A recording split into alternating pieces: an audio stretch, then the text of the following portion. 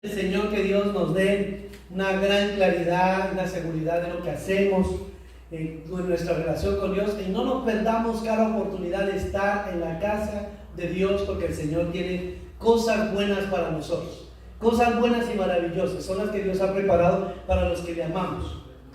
Le doy gracias a todos ustedes, hermanos, los que oraron por nosotros. Regresamos esta mañana. Hermanos, esta mañana regresamos después de varias horas de vuelo. Nuestro viaje estaba programado para llegar anoche a las 10 de la noche, pero desafortunadamente una pequeña tormenta que estaba allá en el este, hermanos, retrasó el vuelo nuestro cerca de 15-20 minutos en Washington, D.C., y nos llevaron hasta Carolina del Norte, hasta la ciudad de Charlotte. Y llegando nuestro avión, salía el otro avión que nos tenía que traer a casa el día de ayer. El vuelo directo, hermanos, desde allá hasta Los Ángeles. Y nos tocó pasar una noche en Carolina del Norte, hermanos. Toda la noche, no en un hotel, no nos quedamos en un hotel, en el aeropuerto, hermanos. Anoche nos tocó quedarnos en el aeropuerto porque estaba un poco complicado, hermanos. Es una ciudad que no conocemos, ya era un poco tarde para conseguir un Uber que nos lleve al hotel, buscar de comer y levantarnos como a las 4 de la mañana otra vez para venirnos a tomar el vuelo a las 5 de la mañana. Así que decidimos pasar una noche en el aeropuerto de Charlotte. Un poco de frío nos tocó aguantarme, pero bueno, gracias al Señor, a eso de las 5 de la mañana tomamos un vuelo. Tampoco fue directo y volamos desde Charlotte hasta Dallas, y en Dallas corriendo para tomar otra conexión de Dallas hasta Ontario y de Ontario hasta Los Ángeles. Así que esa fue la ruta que nos hemos dado en estos 2 días. 5 aviones tomamos en 2 días, hermanos, 5 avioncitos nada más. Pero bueno, gracias a Dios estamos aquí. Tuvimos la oportunidad de dar una vueltita por Washington, D.C., conocimos algunos de los lugares interesantes y tuvimos el privilegio, hermanos, de orar en el Capitolio de los Estados Unidos. Porque a través de un senador de los Estados Unidos se abrió la puerta al ministerio que ustedes saben. Yo he participado de varios años en el ministerio de Azusa, el ministerio de reavivamiento de Azusa, que hemos orado, hermanos, por años. Este ministerio lleva 10 años y nosotros llevamos como 5 años. Hemos estado en varios lugares cerca de la iglesia donde estábamos antes, en el centro, en San José, California, y esta vez día a día va subiendo este evento y ya estamos a la puerta, a unos 10 minutos del Palacio Presidencial. En el Capitolio tuvimos la oportunidad. Paradójicamente, hermanos, no me creerán, la sala de reunión donde estábamos orando es nada menos que la sala donde Nancy Pelosi, que era el Speaker of the House en el gobierno pasado, se reúne con todos los miembros de la Cámara. Y pues como ustedes saben, pues Nancy Pelosi no es posiblemente uno de nuestros santos de devoción, debido a que sus ideas en su partido pues contradicen mucho de nuestras cosas y lo que creemos. Así que mientras ellos legislan en pro de muchas cosas que nosotros no creemos, en ese mismo lugar nosotros estamos orando para que Dios haga las cosas mejor en esta nación. Varias horas pasamos durante este lugar con mucha seguridad. No se podía ni caminar por los pasillos ni nada de esas cosas, con mucha seguridad, pero tuvimos la oportunidad de estar ahí, hermanos. Hubo un grupo grande, muchas personas viajaron, unas pocas personas de Washington, pero la gran mayoría viajó de varios estados, de estos estados, hasta D.C., y donde tuvimos la oportunidad del tiempo de la oración, de clamarle al Señor y de pedirle mucho, porque Dios traiga un avivamiento. Y hubo tiempos muy poderosos, hermanos, muy poderosos que les quiero compartir. Uno es un tiempo de reconciliación y de perdón, donde un nativo americano, indio de los americanos, vestido y todo con su traje de ellos, se hace con un blanco y se empiezan a pedir perdón el uno al otro por todas las cosas que ha habido en el pasado. Ustedes saben, ellos son descendientes directos, porque los que realmente les llamamos americanos, realmente americanos son ellos. Nosotros los demás, todos los que estamos aquí somos inmigrantes. Todos somos inmigrantes, aunque hayamos nacido, venimos de inmigrantes. Pero ellos sí son los verdaderos padres de la nación, quienes tenían esta nación antes que ninguno de todos los que hemos venido a invadir esta tierra. Y ellos llegaron y le ofrecieron ese espacio. Él es de una 5ª generación de esos indígenas Así que Él tiene raíces de los que estuvieron aquí, que dieron bienvenida a todos los peregrinos. Uno de los que asistió ahí es descendiente directo de los blancos, que se reunieron con los nativos en ese tiempo, cerca de 102 personas que llegaron en el primer barco que llegó desde allá de Europa. Ustedes saben, todos ellos vinieron huyendo de la persecución que había religiosa. Ellos estaban buscando una nación donde pudieran expresar y orar a Dios. Por eso es que esta nación, entre comillas, la llamamos cristiana, ¿no? Que es una nación que fue fundada bajo los principios bíblicos, pero que con el paso de los años cada día se hacen más y más y más y más distante de lo que ellos hicieron. De los 52 personas que hicieron parte del Congreso que establecieron las leyes y la constitución de esta nación, casi 50 de ellos eran miembros activos de la iglesia. En ese lugar, hermanos, ya había iglesia en 1800. Abraham Lincoln asistía a la iglesia semanalmente a ese lugar a orarnos. Abraham Lincoln hacía parte de eso. Ustedes saben que Abraham Lincoln fue un gran hombre, un hombre que ayudó para eliminar la esclavitud, y oraron por eso, oraron por la reconciliación. No solamente hubo lavamiento de pies de este indígena con esa persona blanca, que es de la familia Winslow, que es de esos descendientes directos de los peregrinos, y viven en la ciudad donde llegaron por primera vez los peregrinos a América. Se pidieron perdón, sino que también hubo un momento para pedirse perdón y orar por uno de los políticos y lavarle los pies a este político, pidiéndole a Dios por líderes y personas que tienen en autoridad, que lleven esta nación por un buen camino, que le dé una visión a este camino. Ustedes saben cómo están los Estados Unidos hoy en día. Nuestra economía no es la mejor, y le pedimos a Dios que nos dé hombres y mujeres que coloquen a esta nación nuevamente en la posición donde siempre ha estado, una de las naciones más poderosas. Oramos por eso, oramos por esa reconciliación que es muy poderosa y significativa, y oramos por la generación Z de todos estos jóvenes. Varios jóvenes de 20 años y menos estaban ahí orando, y también se lavaron los pies, que les lavaron ellos los pies a otros, pidiéndole al Señor que el Señor nos dé la gracia de impactar esta generación y no perdamos esta generación de jóvenes que se está levantando, que no se aparte de Dios. Esta es nuestra responsabilidad como padres, de hablarles a nuestros hijos. Y estas palabras que hoy yo te digo, dice el Señor, se las repetirás a vuestros hijos cuando estés en la casa, cuando te acuestes a dormir, cuando andes por el camino, donde comas, y las escribirás en las puertas, en los dinteles de tu casa, y te acordarás del Señor estos 40 años, por donde el Señor te ha llevado a atravesar este desierto, y te probó Dios y quiso saber de qué estabas hecho, si eras fiel o no a Él. Y dice el Señor, y te afligió Dios, y te hizo tener hambre, y te afligió, y te azotó, y te dio alimento del cielo, maná, alimento que tú nunca habías conocido. Así que Dios ha colocado a nosotros una gran carga, y pedimos a Dios que nuevamente haga un avivamiento, y oramos para que haya un avivamiento como el que hubo hace 100 años en Azusa, ahí cerquita de la iglesia donde nosotros estábamos, por este hombre de color, William Seymour, y un grupo de personas, 9 personas y un niño. Entre esos 9 oraron al Señor, y vino una gran revolución del movimiento pentecostal que se ha extendido a todo el mundo. Más de 800 millones de personas han conocido a Dios por ese grupo de personas que clamaron al Señor. Aún hay un remanente en América que sigue orándonos. A pesar de que nosotros veamos las cosas como se ven, hay esperanza. Así que oren, hermanos, para que Dios traiga ese avivamiento y nos permita a nosotros como iglesia seguir impactando esta nación y sirviendo para construir un futuro mejor para nosotros y para el de nuestros hijos. Y basando y pensando en lo que sucedió este fin de semana, le pedía yo al Señor una palabra, y me dio esta palabra en Segunda de Crónicas, capítulo 7 y versículo 14. Es un versículo muy conocido, por favor. Segunda de Crónicas, capítulo 7 y versículo 14. ¿Por qué no se coloca de pie? Leámoslo todos y nos volvemos a nuestro lugar.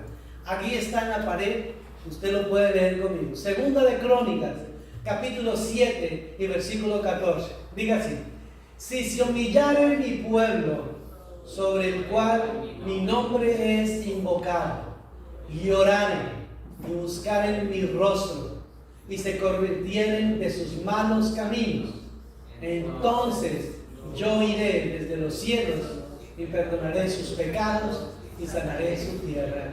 Amén. Pueden sentarse. Mis amados, para que el Señor sane esta tierra tienen que suceder varias cosas.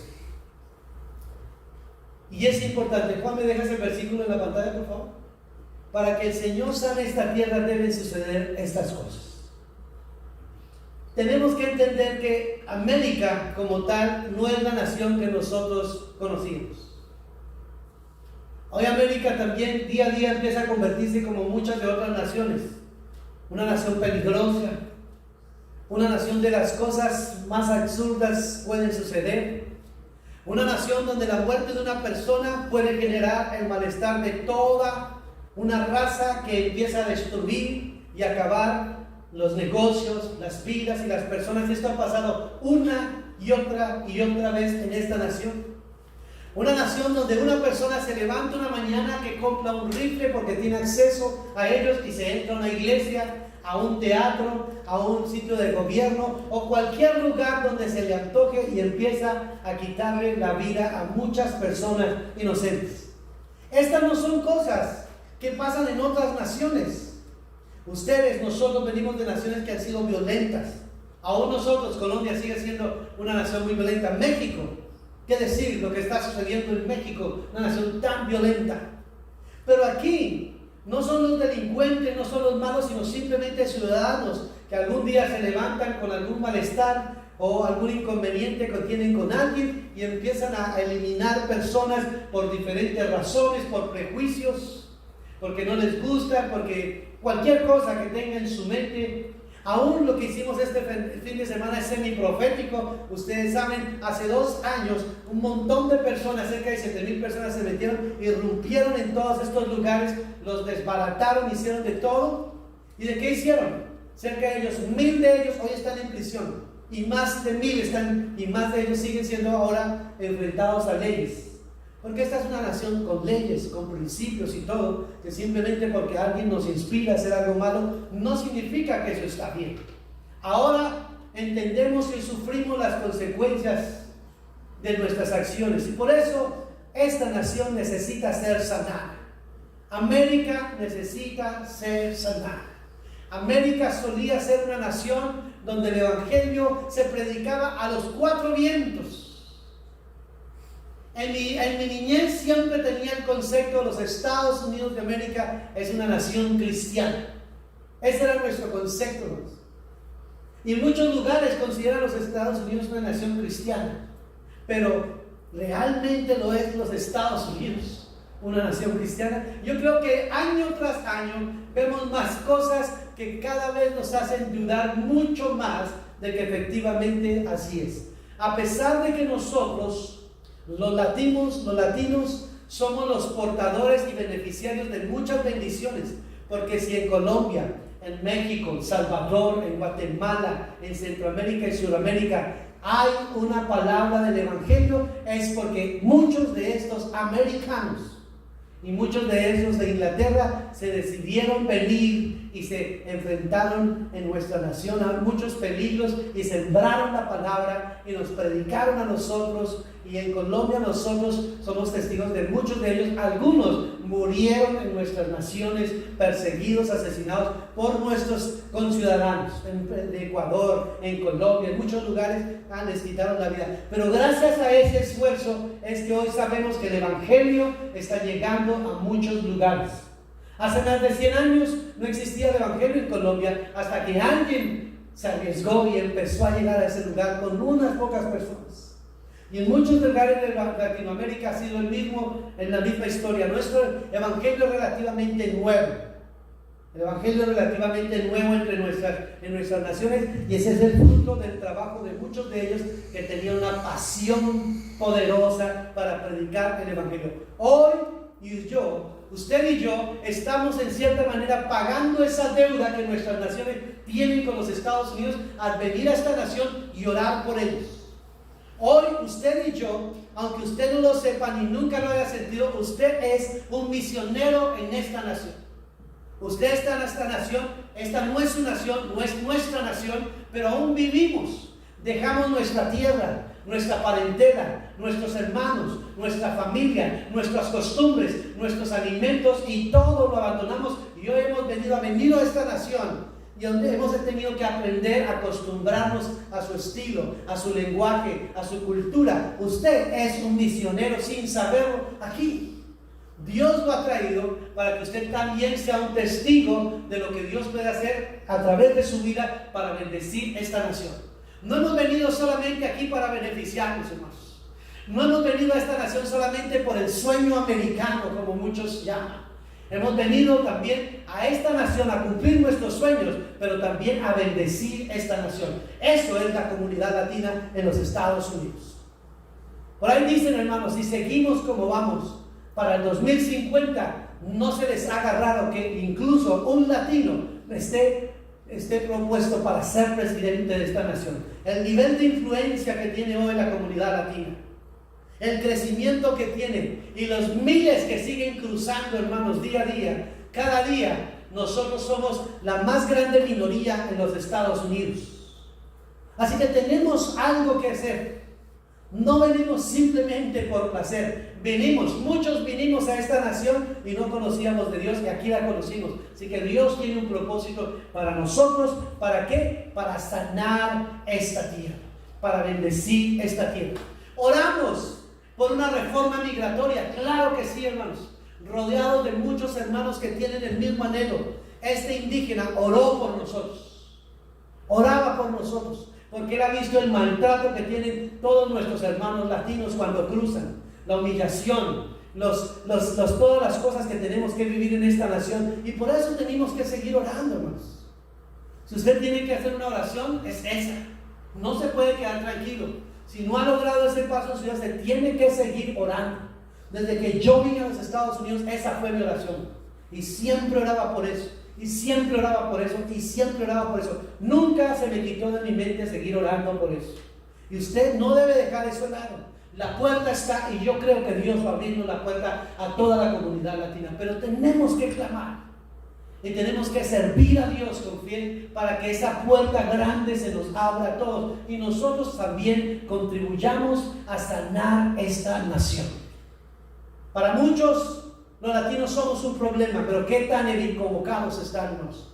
Nosotros aportamos una gran cantidad de trabajo, de finanzas a esta nación, que aún la comunidad latina, si saliera de este país, sería una pérdida gigantesca. Quién sabe si se podría recuperar los Estados Unidos de semejante pérdida. Claro que usted vale, cada dólar, cada esfuerzo que usted hace está contribuyendo, está sirviendo y está produciendo. No lo hace de gratis. Usted está trabajando y está aportando, pero sigámoslo haciendo fielmente para que Dios nos bendiga y escuche nuestra oración, como dice: si se humillare mi pueblo, sobre el cual es invocado mi nombre, y oraren. Tenemos que hacerlo. Tenemos que humillarnos para que la respuesta esté ahí. Dice: y buscar en mi rostro. Mira, ese sí, al comenzar, es el que llamamos un sí condicional.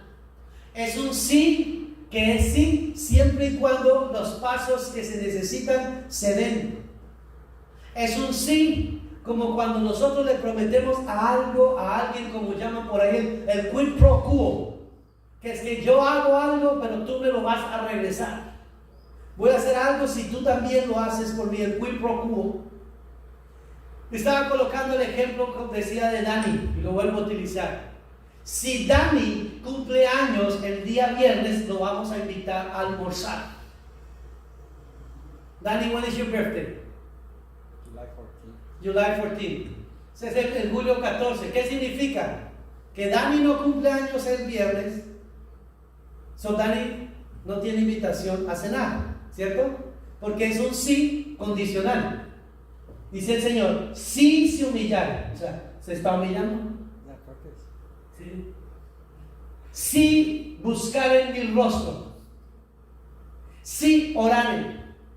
Si se convirtieren de sus malos pecados y sus malos caminos. Todos y cada uno de ellos nos dice que cada uno de nosotros que queremos ver la respuesta de Dios, que sane a los Estados Unidos y nos bendiga a nosotros, que la tan anhelada reforma que estamos esperando llegue. No nos importa si viene de la izquierda o de la derecha. Queremos ver la respuesta. Que simplemente puedan unirse, porque tenemos una migración completamente rota que no funciona. Hace más de 30 años que no hay una reforma, y hasta hoy día tenemos miles y millones de personas de otras naciones teniendo extensiones y extensiones y extensiones de permisos de trabajo. Ya es tiempo que esta nación haga algo con todas estas personas que han trabajado, invertido y bendecido esta nación. Pero todo eso sana, lo hace Dios cuando sana la tierra. En Guatemala hubo un avivamiento muy poderoso hace muchos años y todo el mundo habla de ese avivamiento. Ese era el avivamiento que hubo en la ciudad de Almolonga.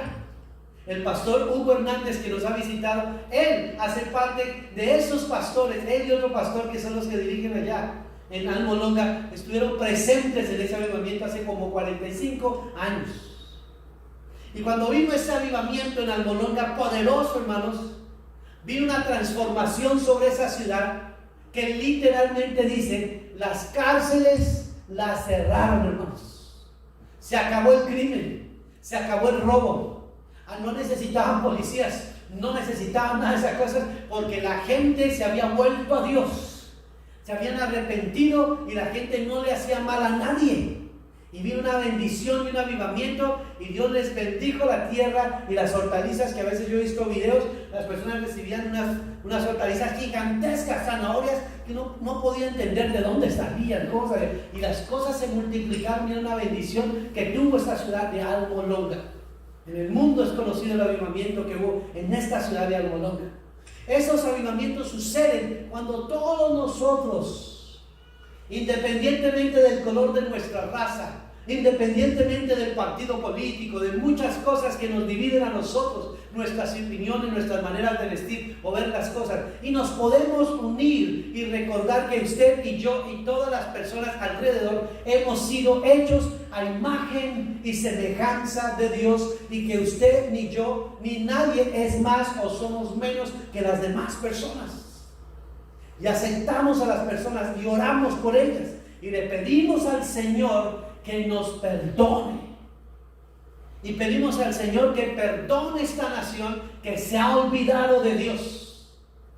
Que Dios perdone a los Estados Unidos de América. Hace muchos años un famoso predicador dijo: si Dios no castiga a los Estados Unidos de América, tendrá que pedirle perdón a Sodoma y Gomorra. Piensen esta frase: si Dios no castiga a los Estados Unidos de América, tendrá que pedirle perdón a Sodoma y Gomorra. Lo que vivían esas dos ciudades por las que fueron destruidas no se comparan a las cosas que hoy vemos en los Estados Unidos y que se permiten de manera legal en los Estados Unidos.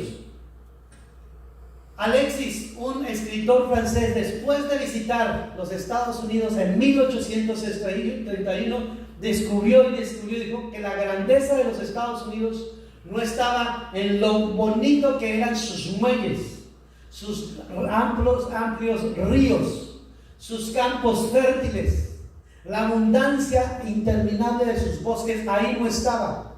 Tampoco estaba en las riquezas de sus minas, en la variedad y la vastedad de su mundo comercial, el sistema de colegios, las instituciones de aprendizaje. No estaba ahí. Miró en la forma democrática y tampoco estaba ni ahí ni en su constitución. Solamente hasta que él fue a las iglesias de América y escuchó desde los púlpitos la llama con justicia que se predicaba y se entendía el secreto de la genialidad y del poder. América era grande.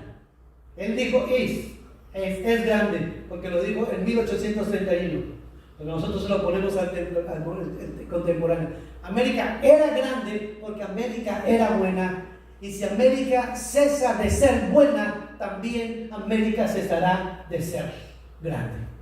Y efectivamente hoy estamos en la nación que hoy estamos, con muchas debilidades.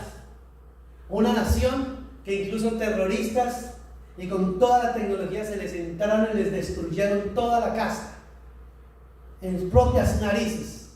Hicieron todo lo que se les antojaron. ¿Por qué? Porque hemos abandonado a Dios. ¿Sabe qué sucedió cuando las Torres Gemelas se cayeron? Las iglesias en Nueva York se llenaron de personas. Todo el mundo de las iglesias en Nueva York se fue a orar a buscar de Dios. El mundo se iba a acabar. Yo estaba en Colombia, cuando trabajaba en un hotel rodeado de muchos americanos. Cuando estábamos viendo la noticia, todos esos americanos conmigo, tristes viendo lo que estaba pasando en Estados Unidos, no lo podían creer. No lo podían creer. Hoy vine yo y pasé por el Pentágono y pasé por esos lugares donde efectivamente cayeron estos aviones, hicieron algo impresionante, una seguridad tremenda, pero no puede creer que el mal llegó hasta esos lugares y causó tanto daño. Toda esa maldad sucede porque simplemente hemos dejado a Dios de lado, hemos abandonado a Dios. Una mujer se levantó hace algunos años y ella se levantó y dijo que no debíamos orar en 1963 y lo propuso en el Congreso. No se debe orar en las escuelas, y efectivamente todo ese grupo de personas lo hizo y lo logró. Hoy no se puede orar libremente en una escuela, porque el orar libremente sería quebrantar los conceptos y las ideas de otras personas. Poco a poco se han venido infiltrando ideas que han destruido nuestra vida. Hace muchos años era impensable que el matrimonio entre personas del mismo sexo podría ser aprobado en los Estados Unidos. Hoy en día en todos los estados de Estados Unidos es legal que cualquier persona se pueda casar con quien quiera. Con quien quiera y como quiera. Eso era impensable hace muchos años.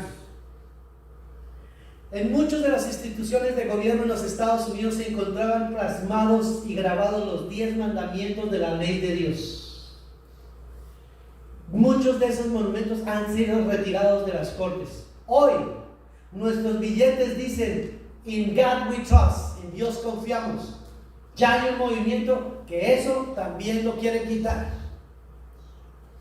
El Pledge of Allegiance, el que se hace, el juramento a la bandera, también se tiene que transformar porque dice una nación bajo Dios en una de sus frases. Entre más saquemos a Dios de nuestras vidas, más distantes vamos a poder ver la sanidad de nuestra tierra. La Biblia dice que cuando nos separamos de Dios, nada podemos hacer. Cuando nosotros alejamos nuestras vidas de Dios y de su presencia, lo único que nosotros estamos atrayendo sobre nosotros es la maldición sobre nuestra sociedad. Una sociedad que no teme a Dios. Una sociedad que no le importa quitarle la vida a otros. Una sociedad que no le duele ver cuántas personas tendrán que seguir muriendo masacradas en los Estados Unidos de América para que haya una ley que detenga y restrinja el acceso a las armas a cualquier persona en los Estados Unidos. Yo sé que todas las personas tienen derecho a proteger su vida y su familia, lo deben hacer, pero no veo la necesidad que una familia tenga 10 ametralladoras en su casa. No estamos en guerra y esperemos que no estemos en guerra. No necesitamos de eso. En Santa Mónica, en una casa, descubrieron más de 2,000 rifles en una sola casa. Y uno se pregunta, ¿y para qué necesitan esas personas 2,000 rifles? Están preparándose para la guerra, amigos. Para eso. Para eso. Yo tengo amigos que trabajan en esos shooting range donde las personas van a disparar.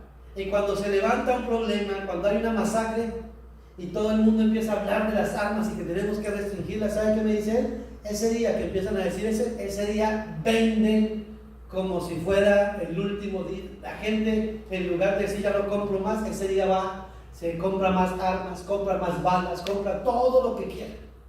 Porque cada vez que hay eso, porque en la Constitución hay el derecho a portar armas. Pero no creo que en la Constitución también esté el derecho a matar personas inocentes. Y somos una nación muy avanzada en todas las áreas, hermanos. En Australia sufrió una sola masacre. Una masacre que sufrió antes a mediados del 85. Una sola masacre fue suficiente para que ellos prohibieran las armas en el país, donde la gente no tuviera acceso como se tiene aquí en Estados Unidos. Y desde ese año hasta aquí nunca ha habido masacres con armas en ese país. Hay varios países que han hecho lo mismo. Pero nosotros aquí seguimos. ¿Sabe por qué? Porque matar es un negocio. Cuando matamos personas, hay trabajo para las funerarias, hay trabajo para los cementerios. Cuando matamos y gastamos municiones, también mucho dinero se mueve porque la gente tiene que comprar armas y municiones y se ha vuelto el negocio de la muerte. Y por eso necesitamos que Dios nos ayude a sanar esta tierra. Nosotros tenemos que clamar porque la sangre de inocentes está aquí, hermanos. En esa misma época, cuando hubo esa ley de 1973, la ley de Roe vs. Wade, que fue la que autorizó el aborto, le dio la libertad, desde esa ley hasta aquí, más de 50 millones de abortos ha habido en los Estados Unidos. Y cada día se asesinan cientos y cientos de vidas porque tenemos ese permiso para hacerlos. Tenemos que pedirle perdón a Dios por cada una de esas vidas. Uno de los profetas pequeños dice: aún en las faldas encontré la sangre de tus inocentes. Yo creo que esa es una directa alusión al aborto, hermanos, que es condenado por Dios. El Señor no le da permiso al ser humano simplemente de quitarle. En Nueva York las leyes han sido más flexibles, porque allá el aborto no se practica a las 12, 15 semanas, sino a los 9 meses. Una persona puede tener un aborto en Nueva York legalmente.